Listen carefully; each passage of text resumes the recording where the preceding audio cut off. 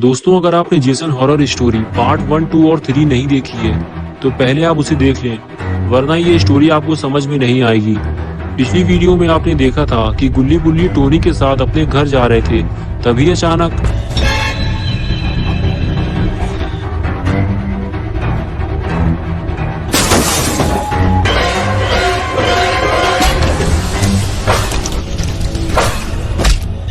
Make mommy proud, Jason. Don't let them escape. Jason ने Tony को मार डाला। ये देखकर गुल्ली बुल्ली गाड़ी से बाहर निकलकर भागे। जेसन इतनी जल्दी यहाँ पहुँच जाएगा, ये तो गुल्ली और बुल्ली ने सोचा ही नहीं था।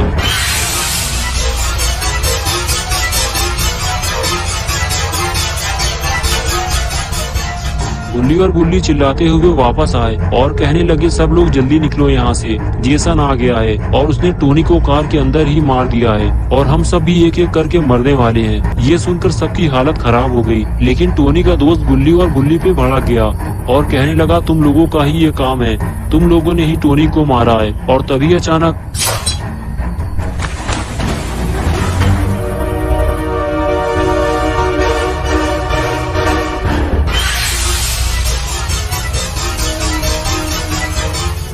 तभी वो लड़की कहती, उसे गोली मार दो। टोनी की राइफल टेंट के अंदर रखी है। गुल्ली फौरन भागते हुए टेंट के अंदर जाता है।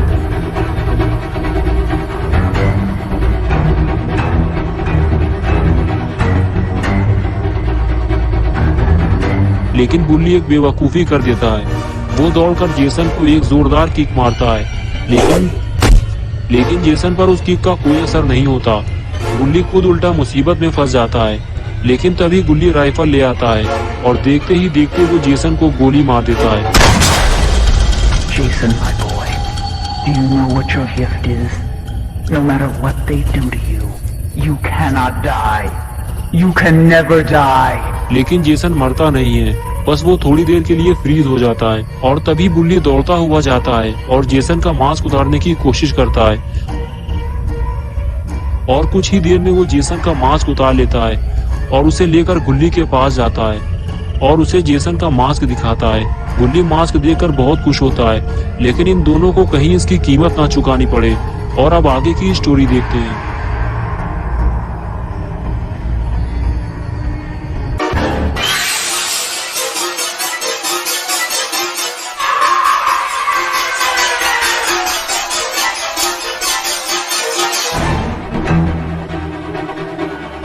Jason, Mother is talking to you. Find them.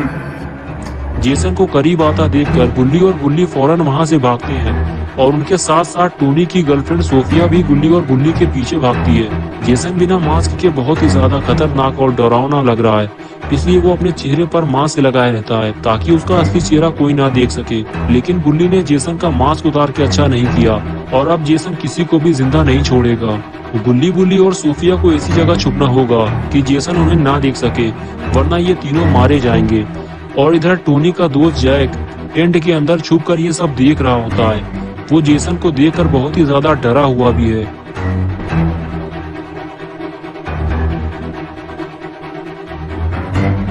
Jason के दूर जाते ही जैक वहां से भागा और भागकर वो सीधे पानी में कूद गया।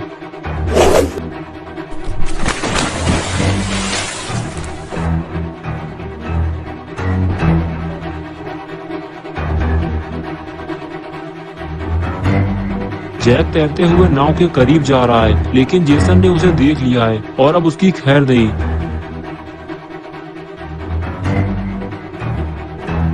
जैक नाव में छुपकर लेट गया है। वो जेसन के हाथों मरना नहीं चाहता, लेकिन जेसन अब उसे नहीं छोड़ेगा। जैक पानी में जाकर फंस चुका है। उसे पानी के अंदर नहीं बल्कि बाहर भागना चाहिए था। जैक जेसन को आते हुए देख रहा है, लेकिन उसे ऐसा लगता है कि जेसन उसे नहीं ढूंढ पाएगा। Make them remember me, Jason. Make them remember. Look what they did to you, Jason. Kill them.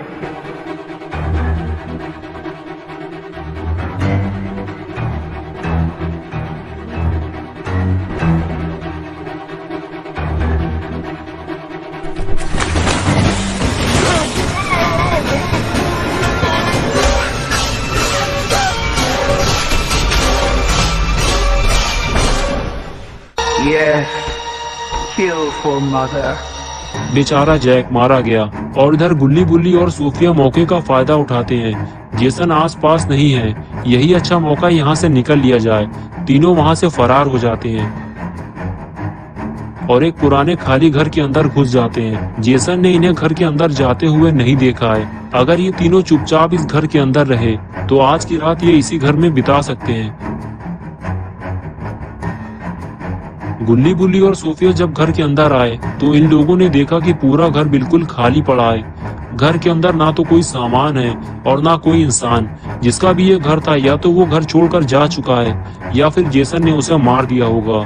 गुल्ली बुल्ली और सोफिया आगे बढ़ते हुए घर को चारों तरफ से देखते हैं कि घर कहीं से टूटा फूटा तो नहीं है। जब तीनों को इस बात की तसल्ली हो जाती है कि यह घर पूरा सही सलामत है और आज की रात यहीं गुजारी जा सकती है, तो फिर तीनों आराम से बातें करना शुरू करते हैं। गुल्ली कहता है, मुझे तो ये समझ में नहीं आ रहा कि जेसन आखिर बेकसूर लोगों को क्यों मार रहा है। जितने भी लोगों को इसने मारा है उन लोगों ने इसका क्या बिगाड़ा था।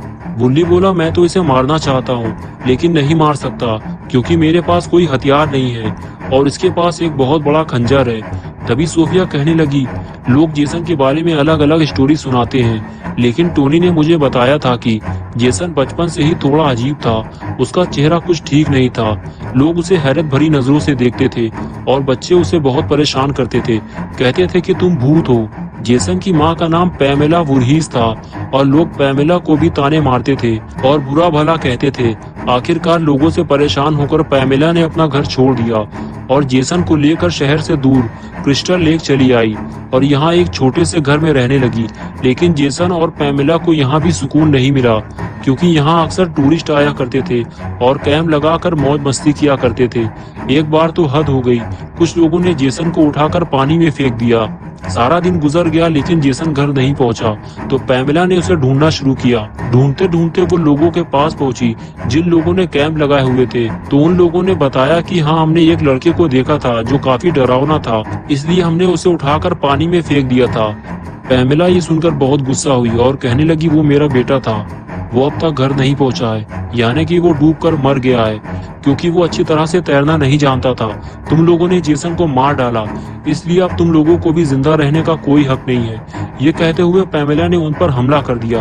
पैमेला के पास एक तेजदार हथियार था जिसे मिशेटी कहते हैं। उसी मिशेटी से पैमेला ने सबको मार डाला लेकिन उनमें से एक लड़की बचकर भागने लगी।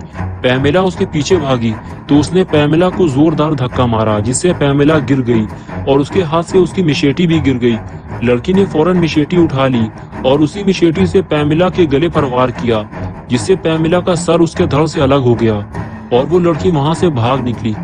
लेकिन जेसन मरा नहीं था, वो वहीं जंगल में छुपा हुआ था और कुछ देर बाद जेसन अपनी माँ को ढूंढता हुआ वापस आया तो उसने देखा कि पैमेला का सर और धड़ अलग अलग पड़े हुए हैं। पैमेला मर चुकी थी। जेसन अब बिल्कुल अकेला हो गया था। उसने पैमेला का सर उठाया और अपने घर ले गया और तभी जेसन को एक आवाज सुनाई दी, जेसन मार डालो उन सभी को जिसने तुम्हारे साथ और मेरे साथ अच्छा नहीं किया, मारो उन्हें अपनी माँ के लिए। और उसके बाद से ही जेसन खूनी बन गया।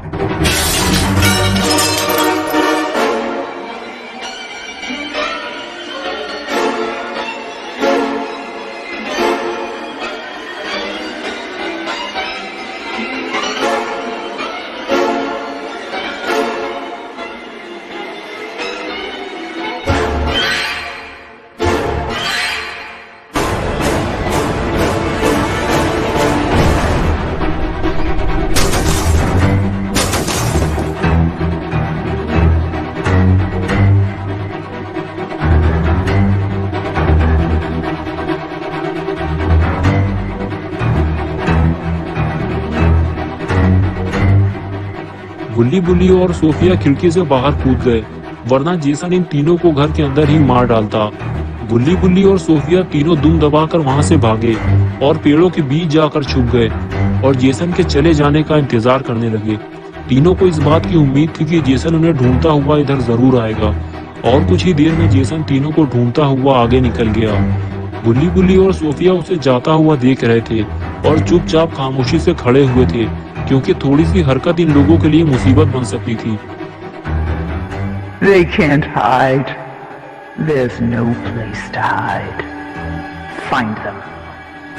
जेसन जैसे ही थोड़ी दूर गया, गुल्ली बुल्ली और सोफिया वहां से भागे। इन तीनों को छुपने का कोई नया ठिकाना ढूंढना होगा जहां जेसन आसानी से ना पहुंच सके, और ऐसा ही एक ठिकाना इन तीनों को मिल गया है। लेकिन गुल्ली को इस बात का डर सता रहा है कि कहीं ये जेसन का घर तो नहीं है, वरना हम लोग मुसीबत में फंस जाएंगे। गुल्ली कहता है कि अगर ये जेसन का घर हुआ तो उसकी माँ का कटा हुआ सर इस घर में जरूर होगा, चलो चल कर देखते हैं। ये कहकर तीनों उस घर के अंदर जाने लगते हैं। लेकिन ये घर पहले वाले घर से भी ज्यादा पुराना लग रहा है। गुल्ली बुल्ली और सोफिया जैसे ही घर के अंदर पहुंचे तो उनकी नजर कटे हुए सर को ढूंढने लगी, लेकिन यहाँ तो कोई भी कटा हुआ सर नहीं रखा है। ये घर तो पूरा खाली है, लेकिन सामने एक और दरवाजा लगा हुआ है। गुल्ली आगे बढ़ते हुए दरवाजे तक जाता है और डरते हुए दरवाजा खोल देता है।